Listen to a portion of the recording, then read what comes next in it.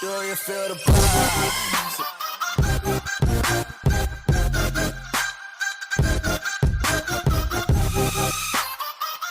So let's talk about power functions.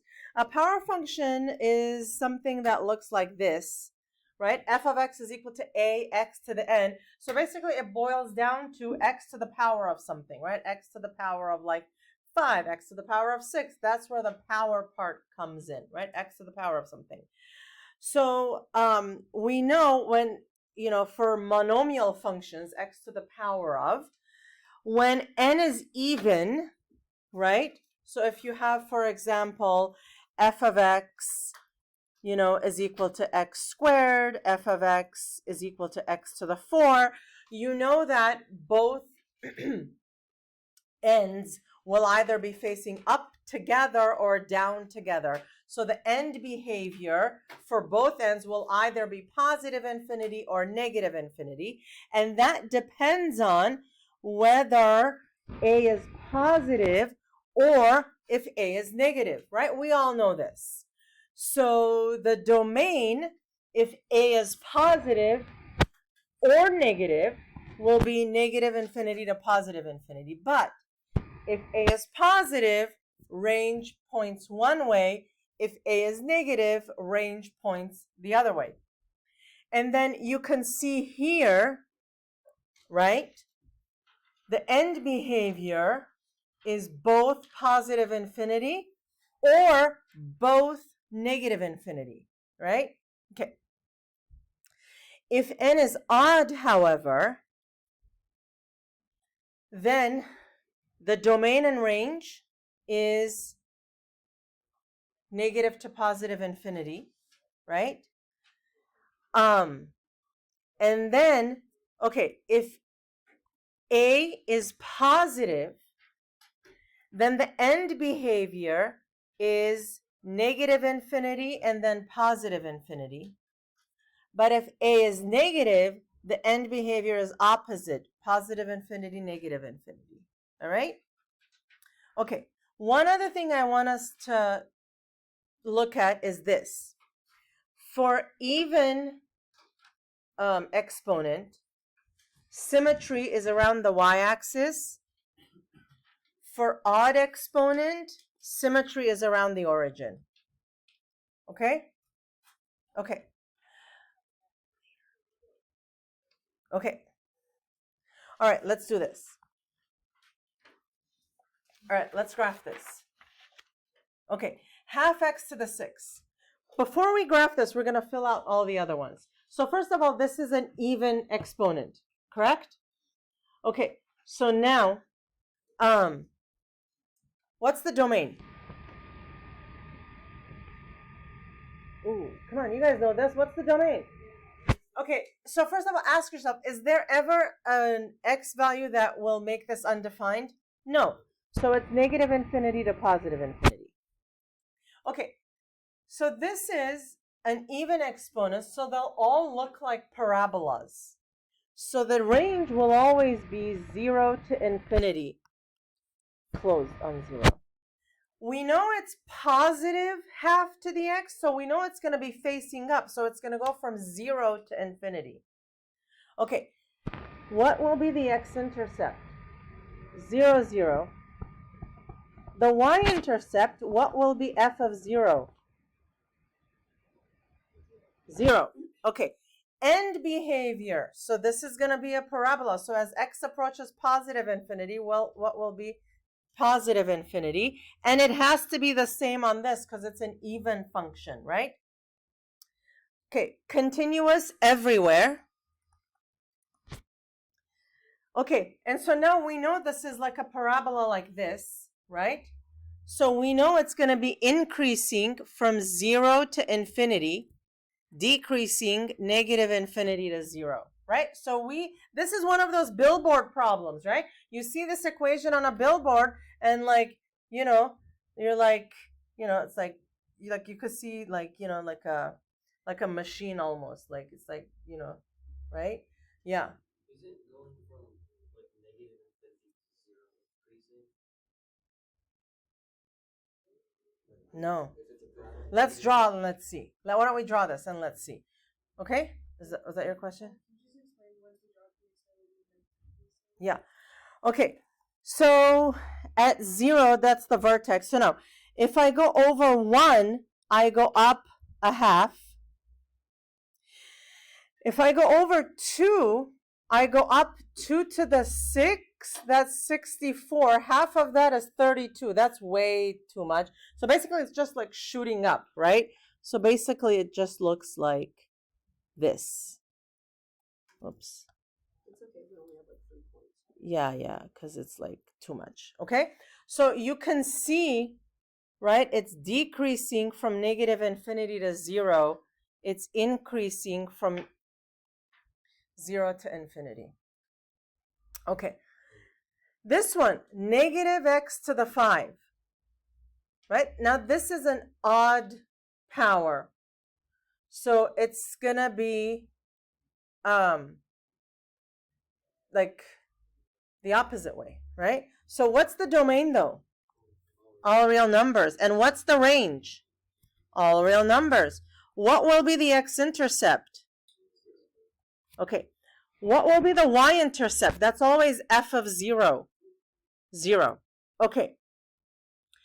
Can anybody visualize what this graph will look like? Yeah. Look at, it's gonna be, Like a tangent graph. it's gonna be up on one side, down on the other side. But It's like which a side cotangent. is it It's going a down? cotangent. Yeah, look at you guys. It's gonna be down on this side, right?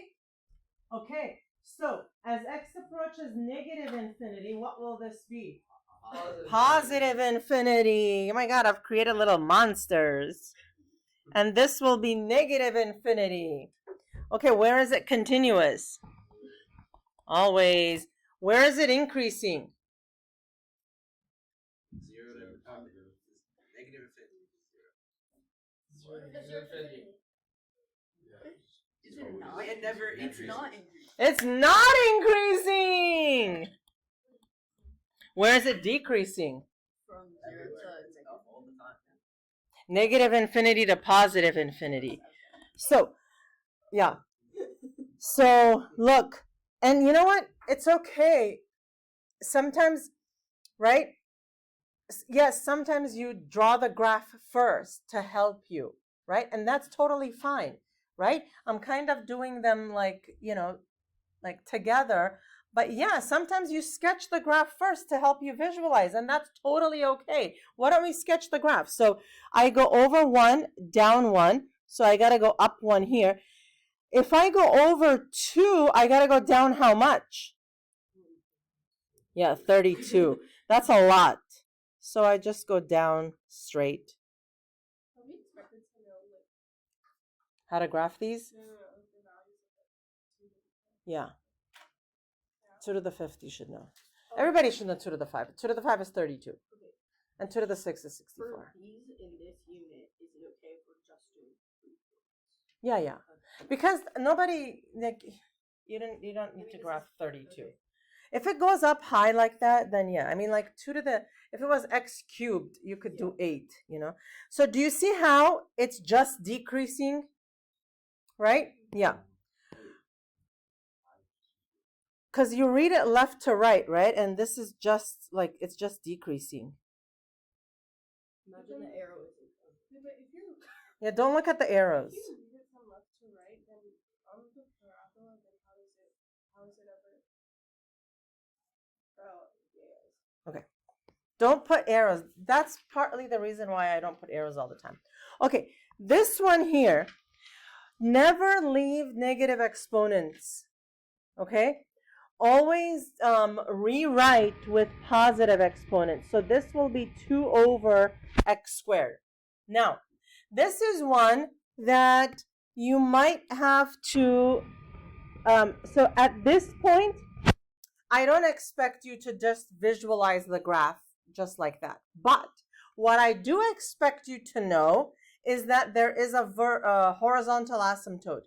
Where is there a horizontal asymptote? X equals 0. Okay, so let's put down the horizontal asymptote. Now, Okay. Can we use positive x's for this? Yeah. Can we use negative x's? Yeah. Okay. So listen. Oh no, I'm sorry. I said that wrong. It's a vertical asymptote. I'm so sorry. Sorry. There is a vertical asymptote. X equals 0. Sorry.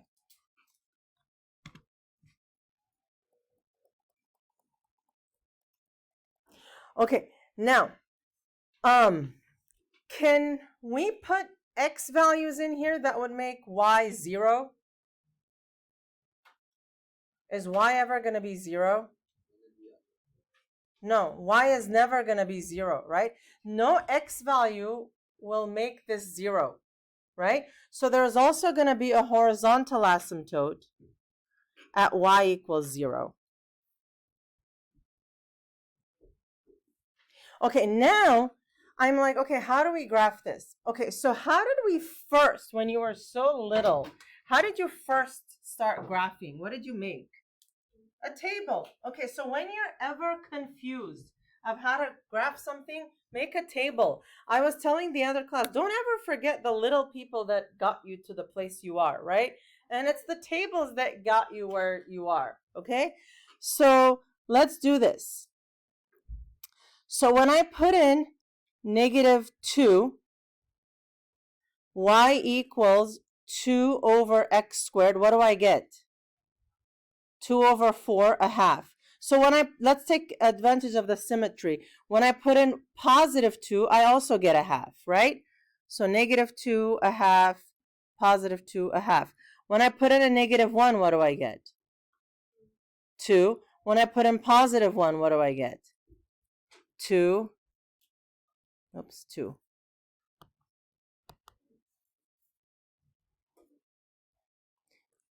Do you kind of see what this is looking like or not yet? Yeah, right? If you want, you could also put in like a 4 and you'll get 1/8, right? So it looks like it's going to be something like this. Do you see that? Right? So I didn't know what this would look like just by looking at the function, but I figured it out. Okay, so now what's the domain? Negative infinity to 0. Right. The range is just 0 to infinity. Okay, what about x-intercepts? None. No y-intercepts either. End behavior as x approaches negative infinity? 0. And also 0 here. Where is it continuous? To 0. Good. It's increasing from negative infinity to 0, decreasing from 0 to infinity. And if you just one way, like just follow with your finger, it's increasing, and then it's decreasing, like a roller coaster, right? If you want a roller coaster, always from left to right, you would be going up, then you would be going down. Okay. This one here, graph on your calculator. Okay, this is actually one of those cool ones because you've got a square root and you've got a power, and it's like the two things are like battling it out. On the one hand, you've got a power of 3, which is like, it increases rapidly, and then on the other hand, you've got a square root which wants to like dampen things, so it's like, they're like battling it out.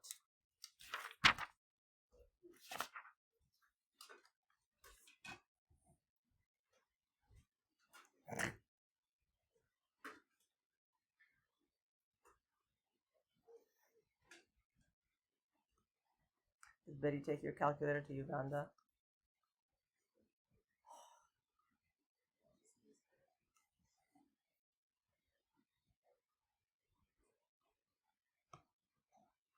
Okay, so how does it look? Weird, right? Kind of like an identity crisis. It doesn't look like anything we've seen before, right? Yeah, because like I said, like the two are like kind of duking it out, right? It just kind of looks weird. Yeah. So what's the domain? Right. And what's the range? Same. What are the x-intercepts? And the y-intercept? Right? Okay. It doesn't exist past 0 to the left, so it's d and e here. And then as x approaches infinity, it's what? Infinity.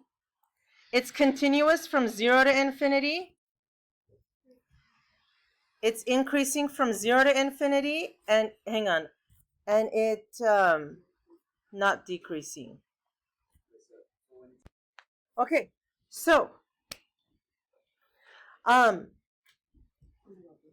yeah. So if you have an expression with rational exponents, you can write it in radical form. So remember, the denominator of the rational exponent becomes the index, right? And that index really makes a difference of how things look and the domain and everything.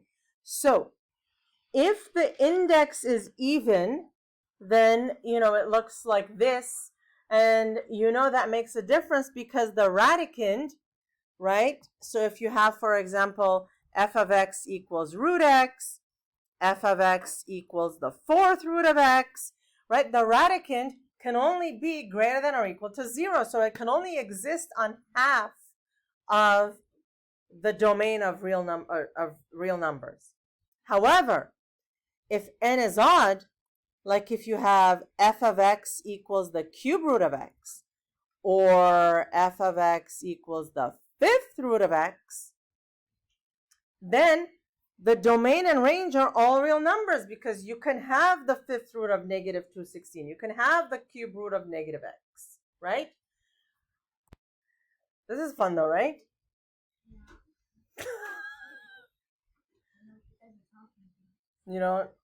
It's okay. When you're in this class, you'll know what we're talking about.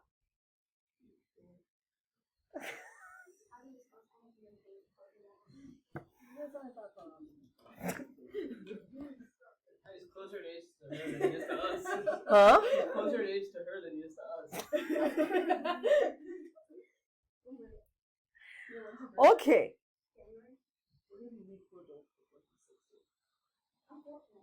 You're 4.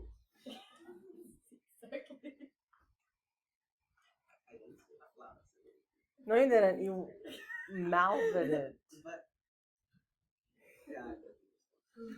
Okay. So, okay, let's graph this function. Oh my God, look at a beautiful cubic function. So, it's a cube root function. So the cube root functions, do you see how it's an inverse of a cubic function? Yes, you do. Okay, so let's rewrite this in more traditional form.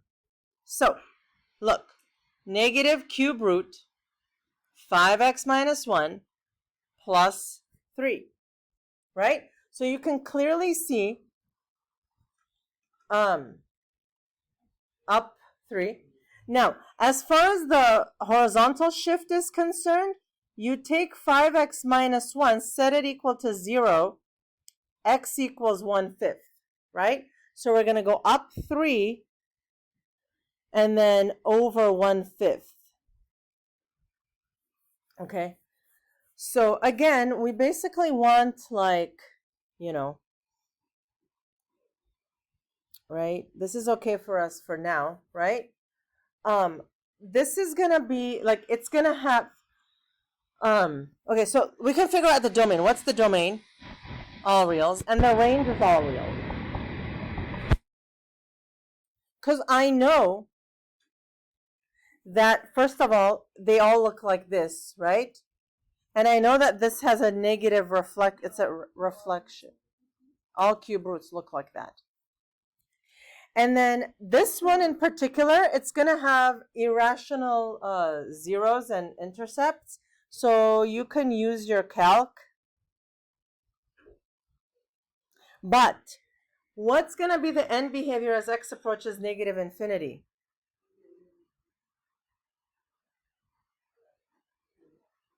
Positive infinity. Oh, because it's going up slowly. Because it's going up. It's going to get there eventually. Here.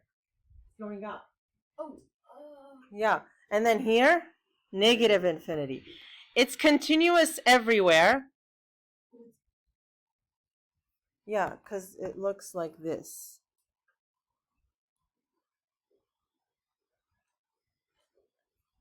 Okay, so where is it increasing or decreasing?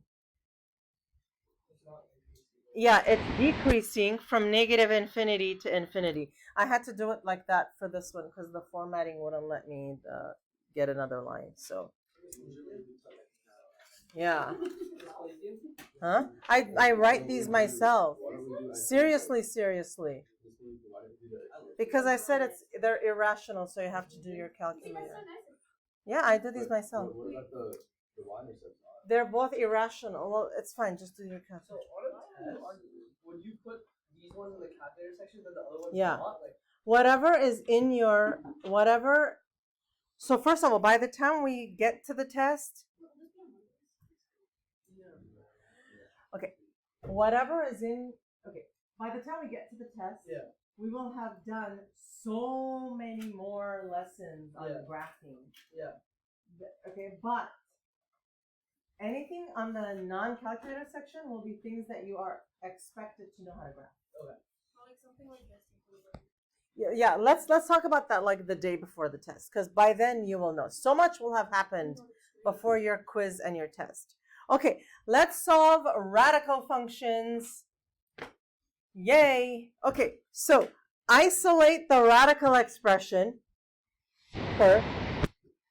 Raise each side of the equation to the power equal to the index. Solve, and then you have to check for extraneous solutions. So let's do that. So first we're going to bring the 3 to this side. So 2x plus 3 equal to this.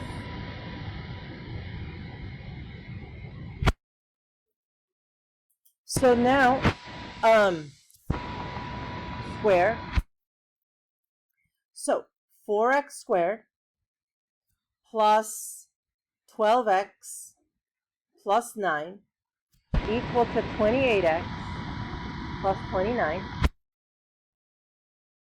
Bring everything to the same side. 4x squared minus 16x minus 20 equal to 0. I can factor out a 4, right? Now, factor out this one. So what do we get? X minus 5, x plus 4. I'm sorry, x plus 1. So now, x equals 5, x equals negative 1. Okay, but now we have to check. Why do we have to check for extraneous solutions? Okay, why do we have to check though? First, let's... Because we square, right? We started out with a radical equation, which means this technically only works over half of the real numbers. But when I squared, I got a quadratic equation, which has a domain of all real numbers. So essentially what I did is I got rid of all of the restrictions. So now I have to see if I introduced inadvertently any solutions which would otherwise not have been there. Yeah, because it divides out. You can divide both sides by 4. Okay, so we're going to put this into any step before you squared. So first let's check x equals 5. So is 2 times 5 equal to the square root of 28 times 5 plus 29 minus 3? And actually they are.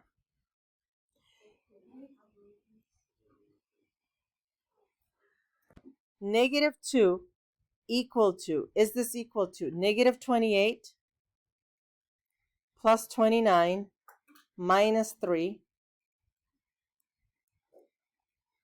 And it is. Yay, both of them work. Yay. Okay, and that's okay. Both of them can work.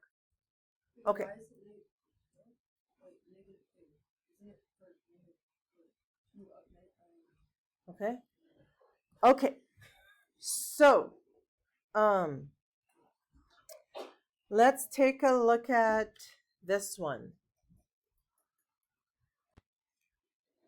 Okay. So we got 4 equal to cube root of x minus 2 squared. Then we cube both sides, right? Yes? So what did you guys get? 64 equal to x minus 2 squared. Then what do? Take the square root, right? So now x minus 2 is equal to what? Plus or minus 8, right? So what's x equal to?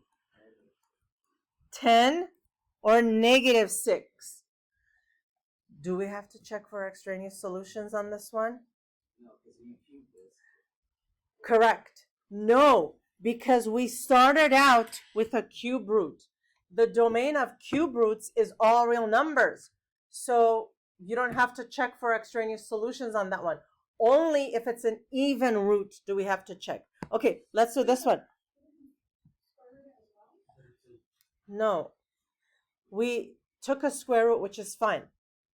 Only when you start out with a square root.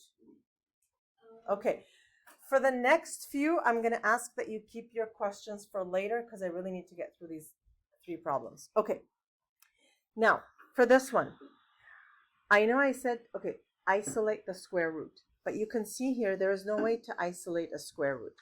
So what you have to make sure of is have only one root on each side of the equation. Now, this isn't a law, right? You don't have to do that. It just makes things infinitely easier. Okay, so let's square both sides. You get x plus 1 equal to, square this one, 1, plus 2 times 1 times the square root of 2x minus 12, plus the square root of the last one, the square of the last one, so just 2x minus 12, right? Square the first, square the last, and then the middle. Oh my God, I love this problem. This is like my favorite one. Okay, bring everything, so let's simplify all this. So we're going to get x plus 1 equal to 2x minus 11 plus 2 root 2x minus 12. Bring everything to the same side. Negative x plus 12, 2 root 2x minus 12. At this stage, if you can divide everything by that 2, you would, but we can't. Too bad. What are we going to do? Square both sides.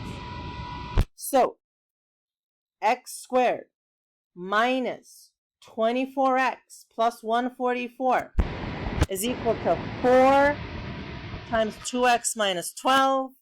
Oh, wow. Okay, it's like exercise. Okay, x squared minus 24x plus 144 is 8x minus 48. I feel like I just did this half an hour ago. Oh my God, I did do this half an hour ago. Okay. X squared minus 32x plus 192 equals to 0. Who can factor this? Oh! You just use your calculator though. Not fair. Not fair. It's impressive. Okay, so x equals 24. X equals 8. Do we have to check for extraneous solutions? Yes, we do. Let's do that. We have to plug it into the very first step. Okay. X equals 24. Okay, so root 25, is this equal to 1 plus the square root of 48 minus 12? What's 48 minus 12 these days? Is it? 36. Oh, so 1 plus 6. Okay, that's not equal. Too bad. Throw out 24. Let's check the next one. X equals 8. So is the square root of 9 equal to 1 plus 16 minus 12? Is 3 equal to 1 plus 2? Oh my God, it is. So we keep x equals 8. Yes. Whew. Okay. Then it's no solution. It's fine. It's fine. It's fine. It's fine. We don't discriminate. All problems are lovely. We will take all problems. Okay. Here we go. We did these in Algebra 2. About 40% forget to do the second part and then they lose lots of points. But this is the year. This is the year. We're not going to do that. Okay. If you have radical inequalities, you solve as if it's an equation, then use the radicand to determine the domain. Let me do both, then you ask questions. Okay. So this one, it's to the power of 13. Okay, so we raise them to the power of 13. So this is 41 minus 7x is greater than or equal to -1. Negative 7x greater than or equal to negative 42. X is greater than or equal to 6. Yes, you swap. Now, what's the domain of this? Domain is negative infinity to infinity. So,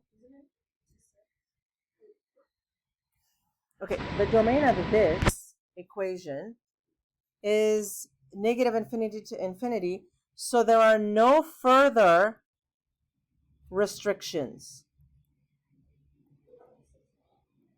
So our answer remains just this. We are satisfied with this. We stop. We move on. Now let's do this one before you start asking questions. We square both sides. 6 plus 3x greater than or equal to 81. 3x is greater than or equal to 75. X is greater than or equal to 25. Next, we have to look at the domain of the root. This one is not all reals. You take this and you say the domain is that this has to be greater than or equal to 0. So 3x has to be greater than or equal to negative 6. X has to be greater than or equal to negative 2. So now, let's draw a number line.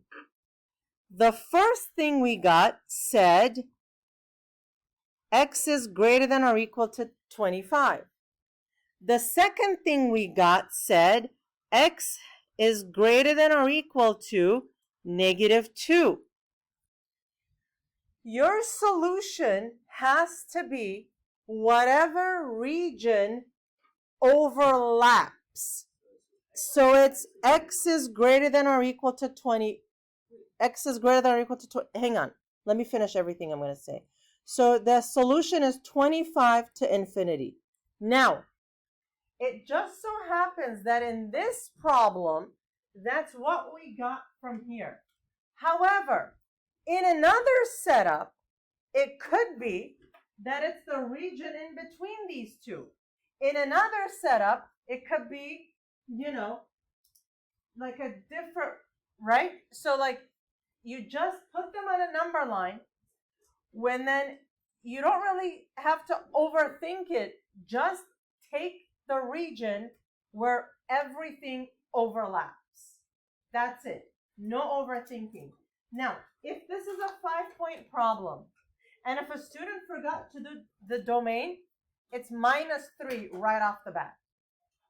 Right? Okay. Yeah.